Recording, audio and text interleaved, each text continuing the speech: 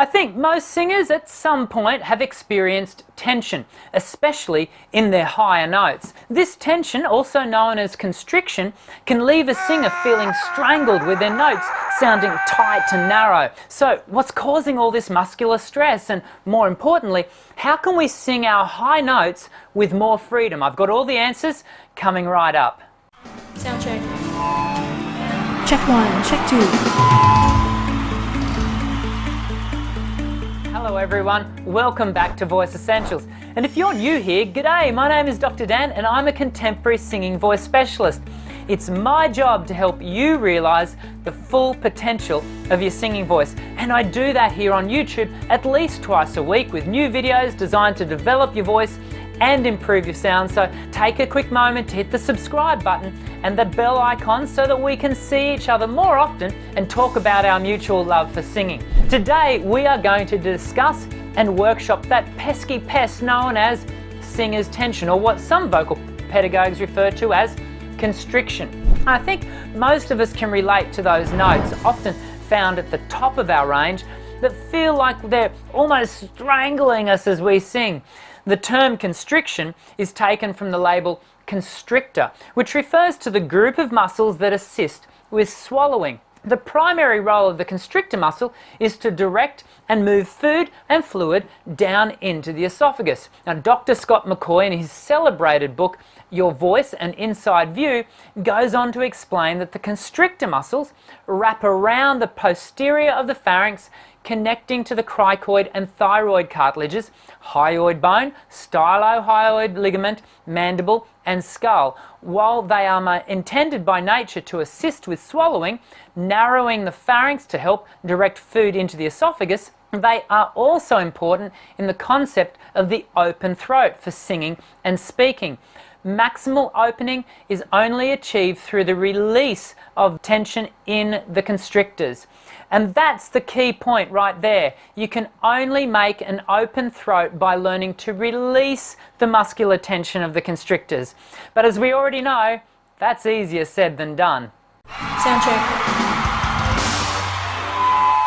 We have three pharyngeal constrictor muscles: the superior or upper pharyngeal constrictor, the middle constrictor, and the inferior or lower pharyngeal constrictor muscle. You can feel the activation and constriction of these muscles when you swallow. Try it with me now. With your head in a balanced position, simply swallow your own saliva. As you do so, be aware of the muscles at the back of your throat. You should feel a tightening from top down to bottom. The muscles are constricting in sequence to move, in this case your saliva, down into your esophagus. Try it again. Now, these constrictor muscles are the very same muscles that, for many of us, will want to tighten and constrict when we sing higher notes. Actually, there are a few others as well, including some immediately above the vocal folds, but for now, let's just focus on the pharyngeal constrictors. Now, some estimates suggest that we swallow nearly 600 times a day, and this means that your pharyngeal constrictors have a propensity to activate and constrict. That's their job.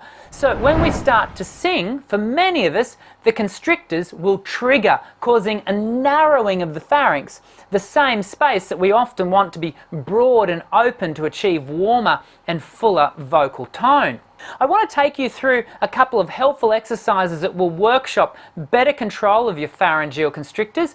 But before I do, please hit the thumbs up button if you're learning something from today's video. Sound check.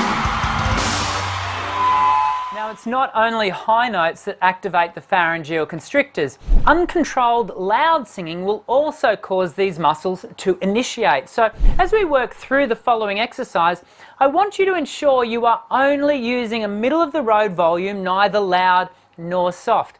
I've taken both of the following exercises from Dr. Matthew Edwards' book, So You Want to Sing Rock and Roll. I've mentioned this book a number of times before. It is so good. I've added an affiliate link in the description below under the heading Recommended Reading, just in case you want to purchase your own copy, which I highly recommend. Now, every purchase helps to support my channel with a small commission when you use the affiliate link. The first activity that Dr. Edwards recommends is called covered mouth singing. Essentially, we're going to sing a single note on an R vowel while covering our mouth. I'm going to add my own instruction to also pinch the nose while we do the activity. So with mouth covered and nose pinched, sing a single note in the middle of your range, and as you do so, move your hand paying attention to any muscular sensation at the back of the throat.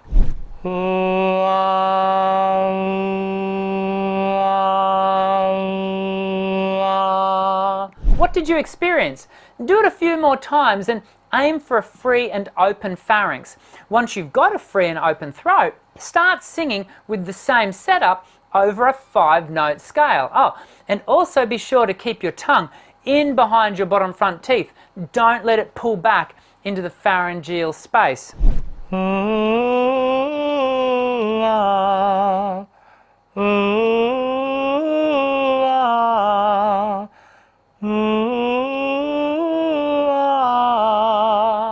For those of you who don't own a keyboard, you can always download the first track from my singing exercise CD for free. It'll provide you with a fun backing when singing the 5-note scale. Now, a second exercise that Matthew Edwards offers is called the drinking position. Start by tilting your head so that you're looking up to the ceiling and then swallow. Uncomfortable, hey? When we tilt our head all the way back like that, we cause the pharyngeal constrictors to fully elongate. And this, as Dr. Edwards explains, is called stretch weakness. When the muscles are stretched right out to their overall length, they become weak, thus removing their ability to activate and constrict. When trying to learn to sing with less constriction, this tilted head position can be beneficial. Now, try to sing an ascending 5-note scale while looking at the ceiling. Ya, ya, ya. When you feel like you're able to keep the pharyngeal constrictors well behaved while singing into your upper range with an even dynamic, try increasing the difficulty by singing a 3-note scale. Ya, ya, ya. Now, of course, we never perform with our heads tilted right back, so once you feel like you're gaining control of the pharyngeal constrictors, bring your head back to level position and try to emulate the very same back of the throat sensations you experienced in the slanted head position while you sing the 5 and 3-note scales. Ya, ya. Both exercises may prove to be challenging, and it may take some weeks and months of practice before you start to feel the release of your pharyngeal constrictors. But be patient though. It's important for your sound and vocal health that you learn to manage your voice's predisposition to create tension where it's not wanted or needed. I've also placed a link below to a playlist of other videos that I think you'll find helpful when learning to sing with less tension. Give them a watch because each video has other exercises that will complement the ones we've done today. I certainly hope today's video has been super helpful. Leave me a comment below outlining how you enjoyed the exercises, and don't forget to subscribe for more videos just like this one. Hitting the bell icon will ensure you get notified each time I go live for our Q&A sessions. I look forward to seeing you again soon. I'm Dr. Dan. Sing well.